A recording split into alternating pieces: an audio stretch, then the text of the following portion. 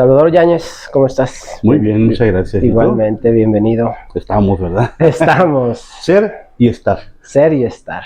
Vamos a hablar hoy de uno de los libros yo creo que si no el más importante, de los más importantes filósofos del siglo XX y el existencialismo, básicamente, Sí, ¿no? sí. El Ser y Tiempo, de Heidegger. Sí, y fíjate que no estás incorrecto, efectivamente, cuando dices uno de los principales autores y uno de los principales libros, ¿no? De hecho, yo, al escuchar varias voces, lo han dicho, el más importante, tanto autor como el mismo libro. Yo también te puedo decir que aquella persona que lee Ser y Tiempo, evidentemente su perspectiva de la vida cambia. Su introducirse dentro de aspectos muy sustanciales de la propia existencia, lo logra hacer con una gran cantidad de categorías de análisis, de posibilidades de interpretación, y que lo lleva a generar una lógica diferente, de tal manera que la vida, a partir de Ser y Tiempo, adquiere muchísima densidad y penetración en las oscuridades del alma.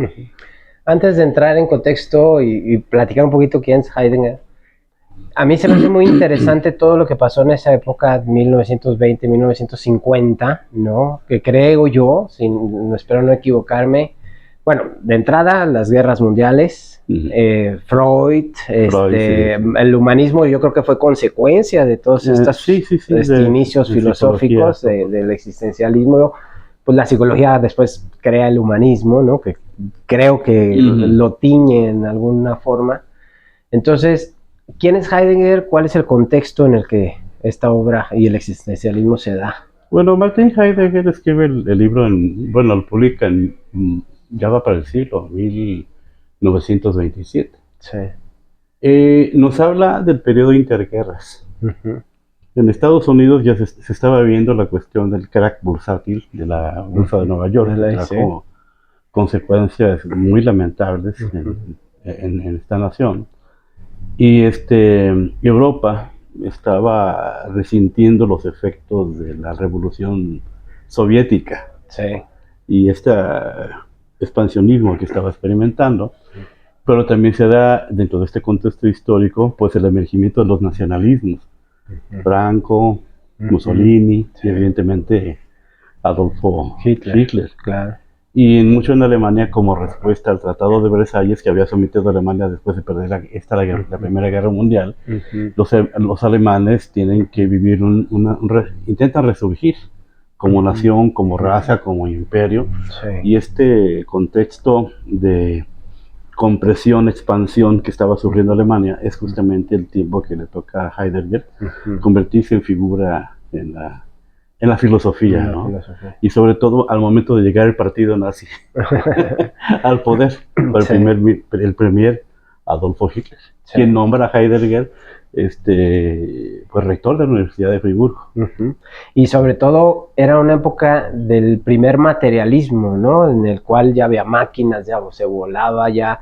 Me refiero a esto por lo que menciona más adelante en el libro de las categorías de cosas y cómo empieza a distinguir al ser, ¿no? El Dasein y todo este tipo de cosas, ¿no? Por eso el contexto creo que es... Digamos que es la época de Ford, ¿no? De industrialización masiva, ¿no? En serie, donde incluso las mismas mujeres ya empiezan como a incorporarse al área productiva de la sociedad.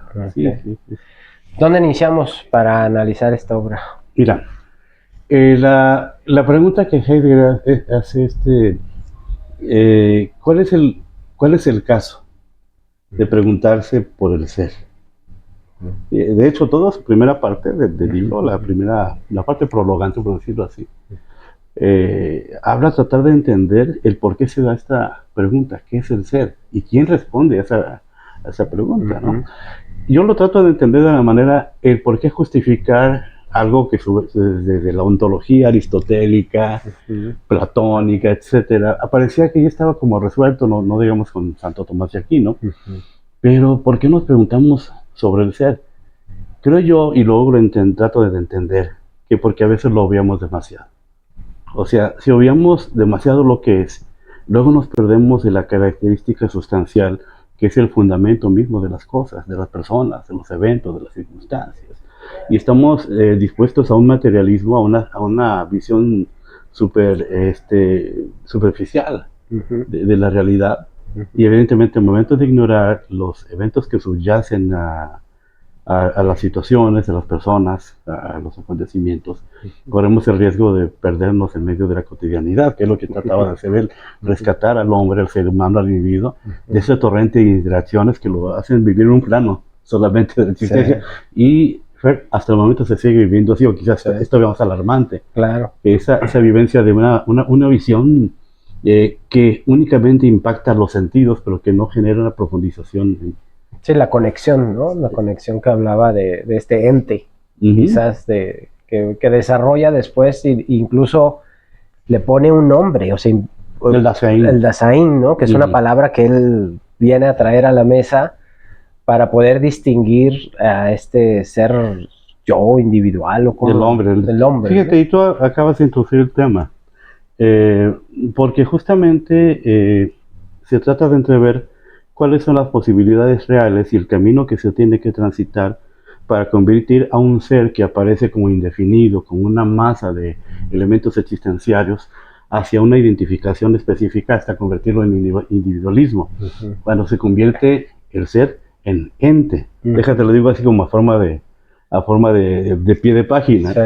Había hasta hace poco una discusión si a la mujer que preside la presidencia. Presidenta, presidente, presidento, ¿no? ¿Cómo se tendría que decir? Bueno, claro. Filosóficamente es presidente porque es la persona que preside. Cuando preside ya se convierte en ente. Sí. Es un ser indefinido, o una persona en términos políticos indefinido. Cuando le toca presidir, ya se convierte en ente que preside, por lo tanto es presidente. Como paciente. O sea, no hay pacienta, paciente, o sea, es paciente. ¿Sí? O sea, lo correcto es presidente. Y es un contenido más que gramatical filosófico. Sí. O sea, el ente define al que hace. Sí. Por eso es que, bueno, está muy ideologizado el término de presidenta, pero es una aberración en términos filosóficos, claro, y en términos gramaticales. Sí, sí. Yo, para no meterme en programas, digo, la mujer, la titular de la presidencia de la República. Exacto. Sí. Pero el ente es el ser ya definido.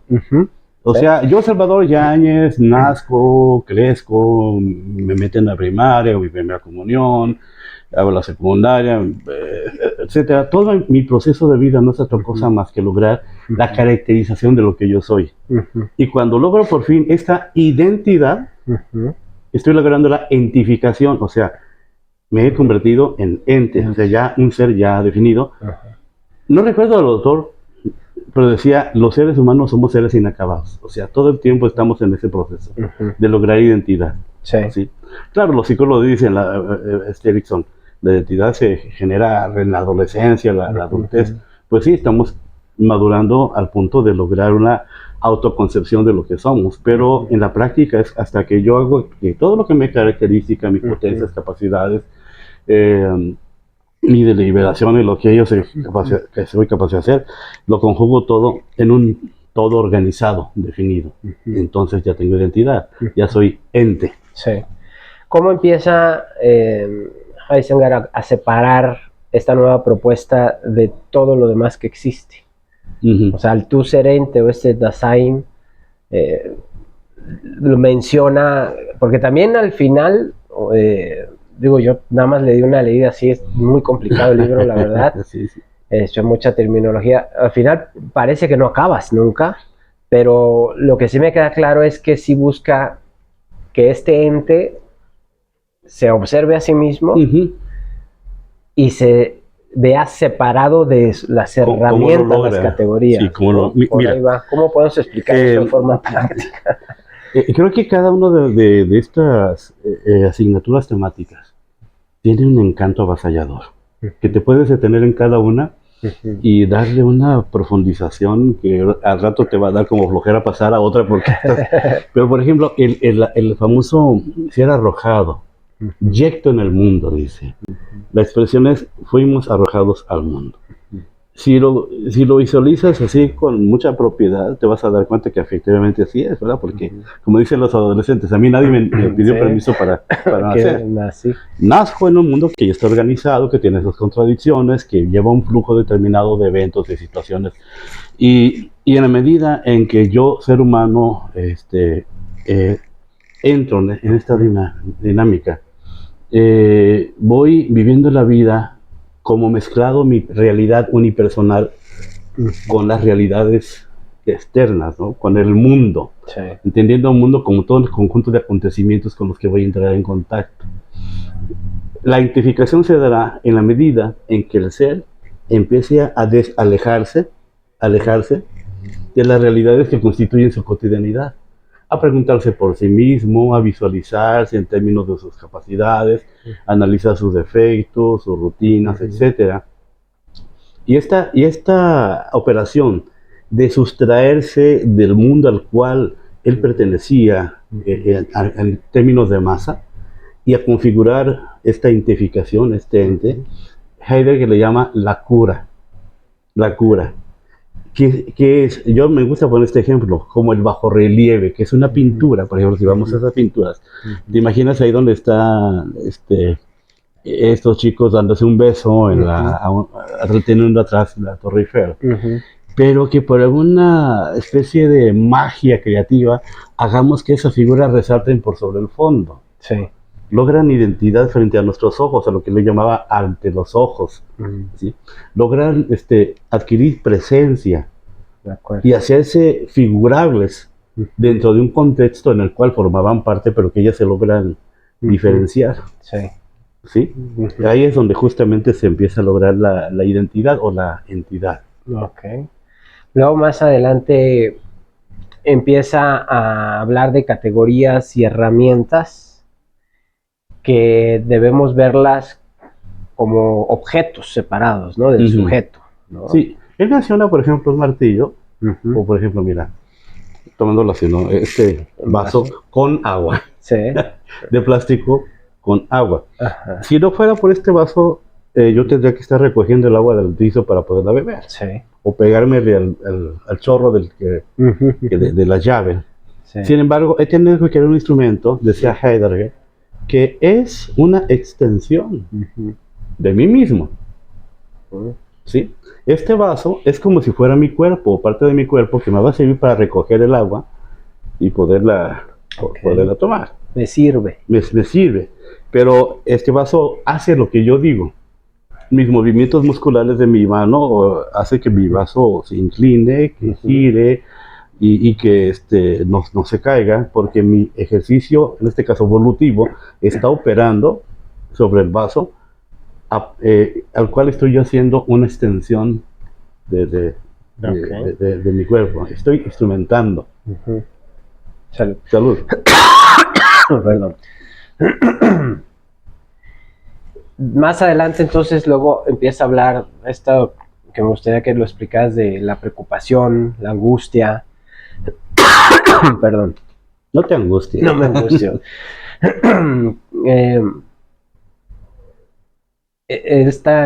No mencionaste despertar, darnos cuenta, ¿cómo lo dijiste? Cuando tú estás... Ya lo menciona como comprender. Comprender, ¿verdad? Comprender, sí. Que es identificarnos como un ente, que eso es lo primero. Que comprende, que entiende. Que comprende, que entiende, que interactúa, que al mismo tiempo está conectado, pero que no es el objeto. Ahí te va. Esta es otra de las áreas donde te digo que también podemos entrar sin acabar el otro, de meternos en el desglose de lo que él está ahora, en este caso, tipificando como la angustia. De hecho, el término lo toma de Kierkegaard, ¿no? El famoso libro, el concepto de la angustia. Angustia refiere a lo angosto. Ah, ok. O sea, entras en un espacio angosto, como una cueva, no hay aire, no ves posibilidad de salida, tal vez haya un tumulto de gente, se te hace un espacio angosto como una salida de un estadio. De acuerdo. Evidentemente empieza la desesperación. ¿Sí? Otros filósofos le llaman ansiedad existencial. Pero tanto Kierkegaard como Heidegger van más allá, porque la angustia es el tope mismo de la desesperación. Ahora, la cuestión es, ¿cuándo aparece la angustia? Desde la visión de Kierkegaard es desde cuando el ser humano, el hombre, me gusta usar el término hombre, no en términos machistas, sino en términos antropológicos. Sí. Cuando se conflictúa con el mundo, ¿sí? Pero Heidegger va más allá y me encanta su visión, porque él se ve en perspectiva. ¿Cuál es la perspectiva? Este le llama la perspectiva de muerte. Sabe que sus días están contados. Sabe que un día finiquitará su existencia en la tierra. Es un existente. Existere significa salir ¿de dónde? De la nada. Ahorita sé que estoy existiendo, decía él. Sí. Sé que un día voy a morir, pero lo que digo lo estoy diciendo existiendo. Y sé que un día voy a morir. Fíjate cómo lo dice, me encanta cómo lo plantea. La experiencia de muerte no la tengo. Únicamente la tiene el que muere, pero nadie nos va a referir que se siente morir. ¿Verdad? Sí, okay. Sí. Dice, por lo tanto, la perspectiva de muerte no está en función del que muere, sino está en función de lo que yo aplique, de lo que veo, como una probabilidad para mi persona. Y es ahí, dice él, donde me empiezo a angustiar cuando sé, no el hecho de que sepa que vaya a morir, que ya de por sí ya es algo difícil, sí, sino saber ni cómo, ni cuándo, ni en qué circunstancias. ¿Sí? Y hay quienes añaden, como parte de las circunstancias, será la agonía lenta o moriré estrepitosamente. Sí. Y dice que al hombre, al ser humano, lo angustia su futuro en esos términos, porque no tiene definido nada. Él menciona así que la muerte, fíjate que hermoso lo dice, es la suma de todas las improbabilidades. Qué bonito. Después de la muerte no hay nada, es un vacío espantoso. O vacío, eterno. Sí. Y empieza luego, de hecho menciona que uno de los objetivos de su propuesta es aceptar la muerte, aceptarla como para convivir con ella desde nuestra constante búsqueda de ser auténticos, ¿no? Que yo creo que eso lo retoma el tipo de Nietzsche o el nihilismo que buscaba regresar. Me late mucho a Schopenhauer. Okay. Dice, no puedo convivir con el hecho de ser infeliz. Yo aquí lo suplanto la palabra infeliz por vivir en angustia. Lo único que puedo hacer es adaptarme a ella, aceptarla como parte de mí. Fíjate, de mi cotidianidad. Es como decir, cada día estoy viviendo y también cada día estoy muriendo. Porque cada día que pasa es un día menos que tengo en la alforja de la existencia, ¿no? Y que es un hecho. Claro. Es un día menos, es un día menos. O sea, ahí no hay... Y, perdón, déjame añadir, claro, dale. Esto le da ya una visión existencial, porque si retomamos a Sartre, que viene un poquitito después de Heidegger, algún día hablamos también de Jean-Paul Sartre. Yo decía, la existencia precede a la esencia. La esencia, ¿no? Sí, para él la esencia es un concepto metafísico, y lo que te es realmente es el existere, yo soy el que está, está aquí. Y la visión de Sartre tiene que ver mucho con el hecho, y retomando a Heidegger, que no tiene caso que nos compliquemos ver si después de esta vida hay algo, ¿no? hay algo más, porque eso nos niega la posibilidad de sentir la existencia en el momento que lo estamos viviendo. Heidegger decía, retomando hace tiempo, ese es el presente, es un fluir de instantes. Dice, el pasado definitivamente pues ya lo perdimos. Ya, se convierte en anécdota. El futuro son eventos probabilísticos. Están a la mano, dice él. Es una visión optimista hasta eso, lo de está a la mano, lo puedes transformar, cambiar. Pero curiosamente, el presente es un fluir de instantes que cuando lo estoy pensando, cuando pienso en el futuro lo estoy haciendo presente, y al momento de hacerlo presente, ya lo estoy mandando al pasado. Sí. O sea, por eso toca pues vivirlo. Sí, y el concepto del tiempo, ¿no? ¿Cuál es la propuesta ahí de cómo interpreta el tiempo? Pues en esa tridimensión, asumir el pasado como algo glorioso, triste, algo que fue, pero que no me puede importunar ahorita porque yo no tengo poder sobre él. El futuro, me encanta la visión que dice, lo tengo al alcance de la mano. O sea, de nada sirve que yo me angustie, porque lo que no puedo solucionar no lo voy a solucionar, y lo que puedo solucionar pues simplemente es trabajar sobre él para hacerlo presente, y en ese sentido elaborar esta especie de combinación, de amalgamiento de los tres elementos de realidad: pasado, presente y futuro. Y cuando dice fluir de instantes y vivirlo, es cuando se sitúa dentro de la lógica existencialista, a la que más tarde se adviene Jean-Paul Sartre, que fue alumno de él. Ah, mira, no sabía que había sido. Sí, bueno, coincidieron. Heidegger fue alumno de Husserl, y aparte lo traicionó, luego te platico de eso. Está buena. ¿Por qué este libro ha trascendido tanto y por qué es tema de mucho análisis, porque hay libros de filosofía o propuestas filosóficas que simplemente se entienden, se leen, se estudian, pero este en particular, si la gente empieza a investigar, hay mucha gente tratando de explicarlo. O sea, ahorita nosotros estamos conversando, creo yo, de una forma un poquito más básica, coloquial, somera, ¿no? En este sentido, pero al final de cuentas, incluso desde sus traducciones, ¿no? Siempre es tema. ¿Por qué? ¿Qué te llamó a ti la atención? ¿Por qué quisiste hablar de este libro? ¿Cuál es la propuesta que debemos de rescatar, ¿no? Fíjate que este libro es como una especie de, como el aparatito que está sosteniendo, como el tripié. Ajá. De tu cama. Se necesitan 3 elementos para poderlo sostener, 3 patitas. Sí. Digámoslo así. Pienso porque a lo mejor me vas a cobrar por el comercial. Dale. ¿De verdad? No. Es que voy a hacer un diplomado. Sí.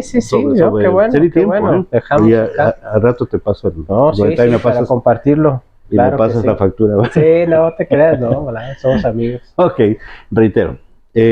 Hay 3 grandes corrientes filosóficas que confluyen en Ser y Tiempo.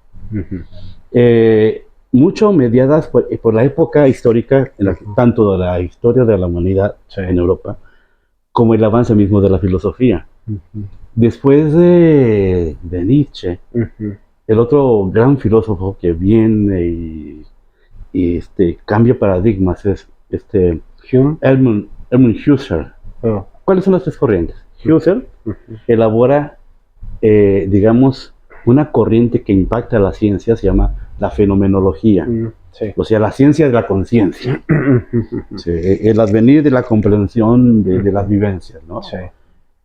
Posteriormente, él, y a partir de Heidegger, toma vuelo el existencialismo que recibe de Kierkegaard, y luego capitaliza excelente Jean-Paul Sartre. Bien, pero aparecen como elementos un tanto rudimentarios, pero ya operativos, de otras de las grandes escuelas de la filosofía, y ya un poquito más allá de los 50 primeros años del siglo XX, la hermenéutica. No la hermenéutica bíblica, sino la hermenéutica en general, que es el arte de la interpretación. En este caso, ya no solo de textos, sino de circunstancias, de eventos, de posturas, etcétera, ¿no? Entonces, fíjate, la fenomenología la toma Heidegger, ¿sí? En cuanto a que habla de la conciencia y la noción de las cosas, del ser que se entiende a sí mismo. El existencialismo del ser que se enfrenta a la perspectiva de muerte y tiene que implicarse en el concepto de la angustia. Y la fenomenología, y la hermenéutica, donde trata de entender su cotidianidad, el día a día, esa sociedad industrial que ya estaba en marcha, las grandes ciudades expandidas, la vida artificiosa, luz eléctrica, autotransportes, etcétera. Que sigue siendo, yo creo, parte de lo que son los mismos cánones. Te decía, son las 3 patitas que se sintetizan en Ser y Tiempo: fenomenología, existencialismo y hermenéutica. Está padrísimo, ¿eh? Sí, no, incluso cuando tratas de entender un poquito la propuesta de él, y nos empieza a invitar a que en realidad nos veamos como conectados a todo lo vivo, pues es lo que estamos buscando ahorita, ¿no? Conectarte otra vez, ser uno, la unicidad, estar con la naturaleza, saber que tú eres una extensión mía. Entonces, pareciera que esta propuesta del ente en realidad quiere que te veas como un gran ente vivo que interactúa con todos los artificios, objetos que hemos creado. Déjame rescatar un poquito el sentido del último que dije en función de la hermenéutica. La hermenéutica es la parte de la filosofía que se trata de interpretar, ahora sí, distintos esquemas de realidad. Cuando Heidegger pone sobre la mesa este ser en el mundo que se cosifica y materializa dentro del ámbito de esta cotidianidad, donde hay seres humanos, donde hay circunstancias históricas, económicas, relaciones interpersonales, familiares, novios, novias, Evidentemente, él, cuando introduce nociones de carácter hermenéutico, sobre todo la expresión comprender, y utiliza otra, verdad, bueno, lo ponemos un poquito aparte para retomarla, es comprender lo sustantivo, lo que está como un elemento aleccionante y fundamentador fundamental de toda experiencia viva. Uh-huh. ¿Sí? O sea, para lograr una visión clara de la realidad, que es lo que él quiere, necesitamos meternos en el interior de las cosas. Decía Sainz de Rueda, en la espesura de la vida. Ahí justamente donde se da el vertedero de todas las claves de carácter significativo. Todo aquello que nos hace como darle colores a la existencia, matices, intenciones. Eso es la hermenéutica. Me suena al Dios de Spinoza, ¿no? Bueno, digámoslo en ese sentido. O sea, que pareciera que rescata todos estos elementos y los pone ahí, ¿no? No, sin elemento, sin carácter místico. Ajá. Pero sí dentro de la, digamos, la viveza de la percepción y de las sensaciones y la capacidad conceptualizadora que tiene el ser humano per se. Lo que es capaz de percibir, de ver, de sentir y de responder hacia una determinada realidad. Él dice proyectarse, ya no es un yecto, ya no se introduce. Ahora el hombre, el ser humano, va a ese mundo, va a esa realidad, ya no en términos de separarse de ella en función de que para la identidad, sino para plasmar esa realidad sus propios valores, sus propias estructuras, como dicen, su propio legado. Trascender, digamos, en términos más nuestros, ¿no? Sí. Lograr una trascendencia humana. Y la verdad, retomamos la verdad como la... La verdad, decían los clásicos, qué es lo que es en sí. Pero me encanta la visión de Heidegger, porque Heidegger dice, la verdad es la adecuación del pensamiento a la cosa. Ok, la cosa es en sí y ahí está. Pero en ti no hay verdad mientras no la percibas como, no la conceptualices, no la voltees a ver. La definas y una utilitariedad, ¿no? Sí, o sea, le crees un concepto alrededor. La clasifiques, la detalles, la interpretes, la elogies, la vituperes. Pero lo que hagas en función de lo que percibes de la cosa, eso es justamente la construcción de la verdad. Volvemos al vaso. Yo puedo decir que es plástico nada más, pero no, es un concepto, que es un vaso, que puede ser de plástico y tiene cierto valor a mi percepción, puede ser de vidrio, puede ser de metal, puede ser de colección, o sea, al mismo objeto, yo en base a mi percepción le voy sumando categorías, ¿no? Perfecto. ¿Pudiera explicarse así? Y ese es el sentido ontológico. Okay. El sentido ontológico del vaso. Fíjate. Retomemos esto que estás comentando en clave existencial, ¿sí? Bueno, yo no sé tus seguidores, tus fans, tus amigos, cuando dicen, a ver, Fer, ya nos has hablado varias veces del sentido de la vida, pero ¿qué es? ¿Cómo se define el sentido de la vida? La fórmula Heidegger es muy simple, es el para qué. Las cosas, las personas, los eventos, las circunstancias, las decisiones, las caracterizaciones, todo cuanto es capaz de interpretarse, es definido en términos de sentido en función de para qué existe. Este vaso solamente tiene una razón de ser. Puede servir para varias cosas. Sí, para poner plumas, lápices, tornillos, etcétera. Pues fue creado, fue diseñado para contener líquidos. Y que yo pueda, y tú puedas, beber de ahí. Eso es lo que es la razón de ser de este vaso. Y si, pongámoslo en términos de relación de pareja, ¿no? O sea, está bien, tú y yo somos pareja, pero ¿para qué si nomás nos estamos peleando? Bueno, a lo mejor los pleitos tienen una razón de ser en función de hacer más definitiva, más definitoria la relación, ¿no? Sí. Y si no la hay, el cuestionamiento es, ¿para qué continuamos? Bueno, para evitar la soledad, no sé. Sí, ya no hay una función primaria útil para poder estar o convivir o tenerla, pues allí es una pregunta, ahora sí, existencial. ¿No? ¿El para qué? ¿Para qué? Anteriormente, desde una visión aristotélico-tomista, la definición del sentido de las cosas, de la vida, estaba en función del por qué, las razones que prevalecían, que propiciaban la oportunidad de que algo existiera. Pues está bien, pero me encanta la visión, si tú quieres, esta es la palabra utilitarista y me gustó pragmatista, porque el para qué define, digamos, el sentido en función del propósito para lo cual existe. Sí. Y aquí pues ahora sí nos vamos a tener que aventar montón de cafés, algo de vino tinto para definir Claro. el porqué y el para qué de la vida, el porqué de mi decisión de casarme, de divorciarme, de haber estudiado tal carrera, de haber tenido hijos. Todo tiene que tener una fundamentación ontológica. No, y darnos cuenta, como bien mencionas, que a lo mejor ese primer arco del para qué se cumplió, funcionó, pero deja de haber un para qué en común en cualquier labor, trabajo, relación, no necesariamente en la pareja. O sea, entonces ese cuestionamiento existencialista, digamos así, de estar regresando al ente para preguntarnos para qué estamos haciendo lo que estamos haciendo, pues yo creo que tal cual es lo que todas las crisis existenciales buscan resolver. Es lo que le da el significado al duelo. El duelo es el dolor por extrañar lo que ya no existe, lo que ya no está ahí. Y evidentemente la persona que no asume el dolor de la pérdida no ha logrado superar esa ausencia. Y no hay un para qué de su dolor. De acuerdo. Okay. Sí.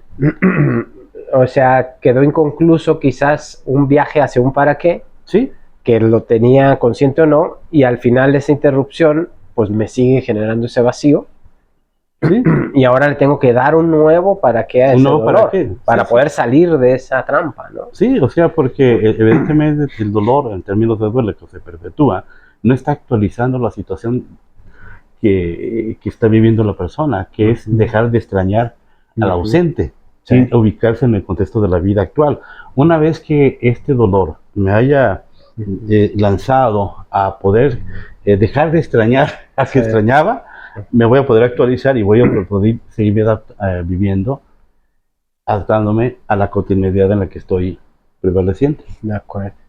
¿Qué más nos falta añadir en esta pequeña y breve interpretación? Bueno, el ser para los ojos, por ejemplo, al alcance de la mano. Bueno, ahí creo que podemos incidir un poquito en la cuestión, la comprensión del sentido de las cosas. Pero cuando Heidegger hace la revisión del ser ante los ojos, nos está hablando, retomando una categoría de Husserl. Mira, me encantaba la visión de Husserl que dice, retomó el vaso. ¿Sí?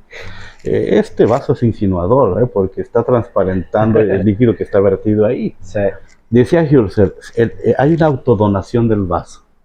O sea, una propiedad del vaso, en este caso de plástico, es hacer apetecible. De acuerdo. El beber como agua. Si quisiera existir por sí mismo. Sí, exacto. Se autodona, decía Husserl. Y aunque luego retomáramos el punto por qué Heidegger se peleó con aparte que Husserl era judío y Heidegger era alemán. Heidegger retoma que justamente esta autodonación se da ante mis ojos.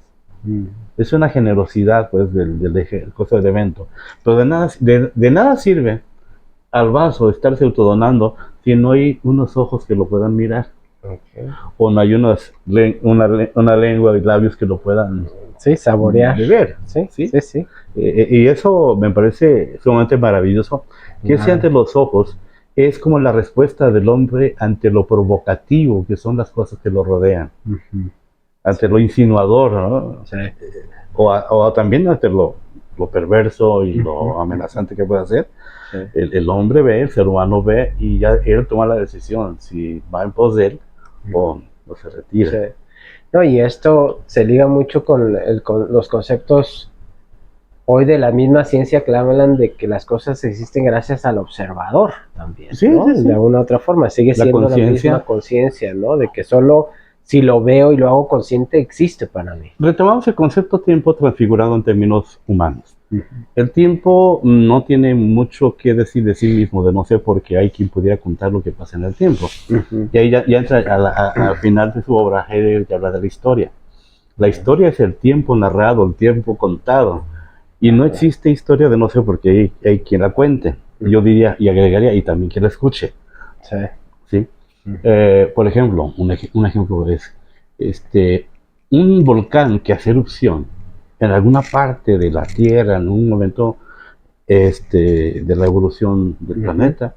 Es una erupción entre muchas de la Tierra y tal vez de muchos planetas. Sin embargo, abajo del volcán estaba la ciudad de Pompeya. Claro. Y los pompeyanos, déjame decirlo así, los pompeyes, ellos tenían mucho que contar en relación a ese volcán que hizo erupción. O sea, el volcán adquiere notoriedad, y retomo otra vez a Sartre. El ser humano es el ser por el cual la nada viene al mundo, o la totalidad de eventos vienen al mundo, porque el ser humano es el que los conceptualiza, los entiende y los puede platicar. Principio heideggeriano.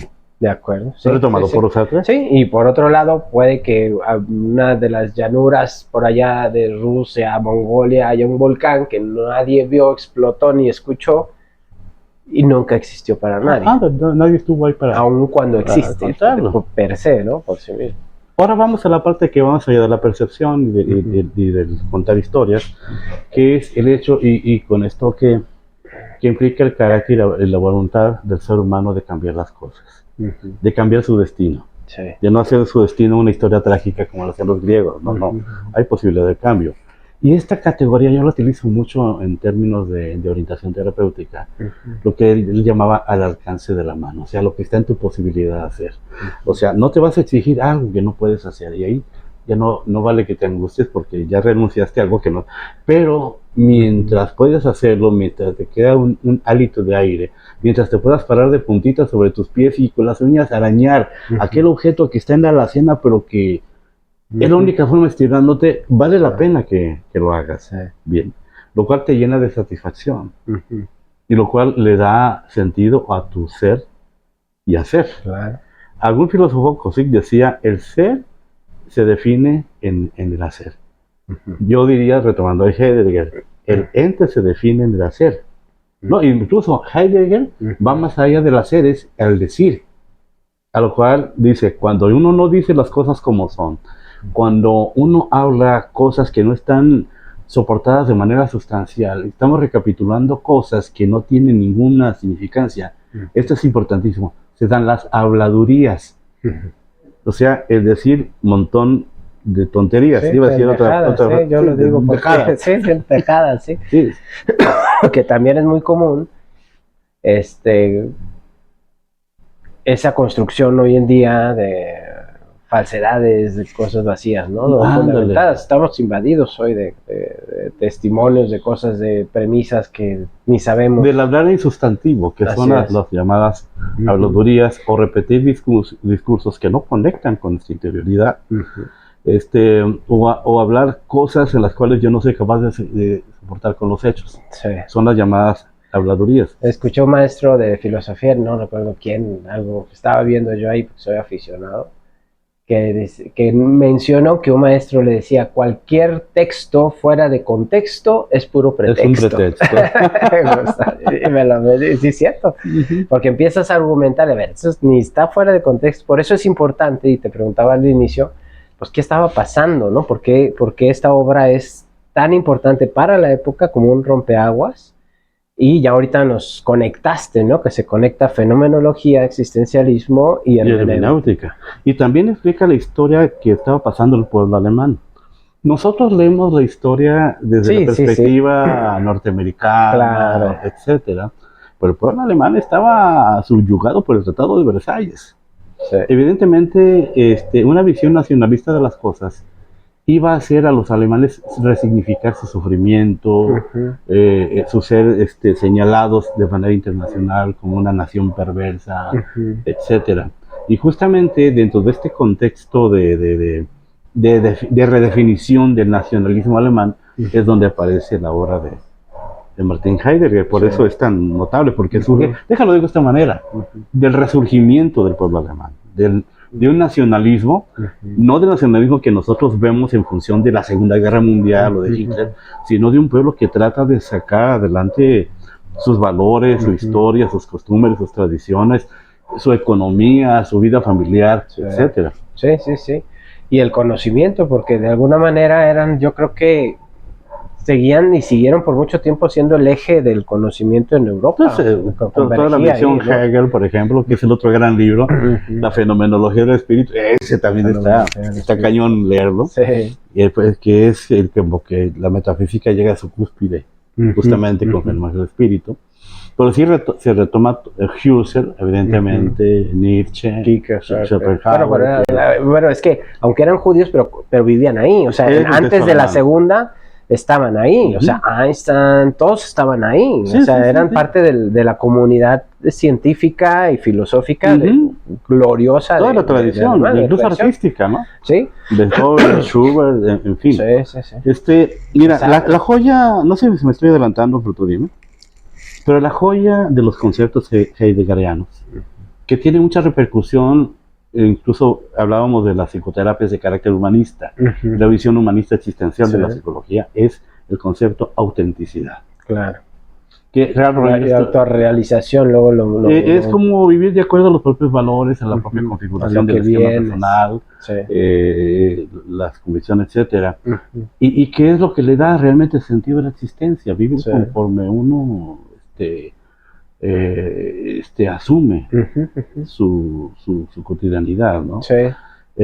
Cuando, déjalo digo en términos plurales, cuando nosotros los seres humanos del siglo XXI adquirimos costumbres, valores y desarrollamos actitudes que no checamos con nuestro esquema de naturaleza personal, que lo hacemos como a forma de moda porque otros lo hacen, o queremos obtener cierta membresía, estamos renunciando a lo que nosotros somos en esencia, a nuestra propia visión de las cosas, nuestra manera de sentir, etcétera, y rescatar toda esta sabiduría personal, todo este bagaje de elementos, deseos y de notas constitutivas de mi ser, rescatarlo, es lo que podemos llamar vivir con autenticidad, que es lo que decía Martin Heidegger, que te digo que es la joya del libro. De hacer todo este análisis existenciario para hablar, terminando, es cómo puede una persona aspirar a llegar a, como muchos dicen, vivir en plenitud, ser feliz, realizada. Aceptando, sin miedo a la muerte, sin clavarte en el pasado. Viviendo el presente, proyectándote a futuro de manera propositiva. Eso es vivir en autenticidad. Que justamente los individuos auténticos es los que los que trabajamos con personas que vienen al despacho a revisar su situación personal, al final lo que quieren es vivir felices.